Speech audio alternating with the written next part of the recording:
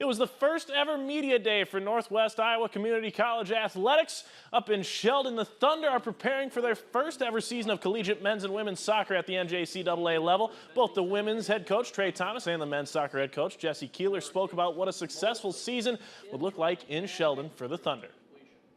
Having a high ceiling is a good thing, but understanding that you don't have to reach it all at once.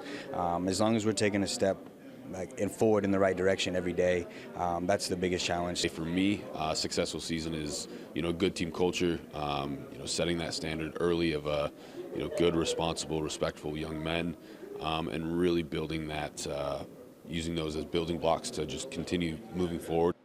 Now, the Thunder soccer players are coming in from all around the world, but despite the difference in hometown or culture, the honor of representing NCC as a part of their first ever season means the world to each athlete. It's kind of crazy. I was planning on coming to NCC for Powerline in the first place, and when I heard that they were having a soccer team, I was super excited. So it's just kind of cool to see how the whole community is excited for us. It's meant a lot to me also to be here first season and to be the captain of the team. It's tough, like the pre-season, we do 3 times a day, and we are really together, so it's mean a lot to me, and I think it's mean a lot for everyone in the team. Now the Thunder will play their inaugural game on Saturday, August 24th when they take on Central Community College. The women kick off at 2 p.m.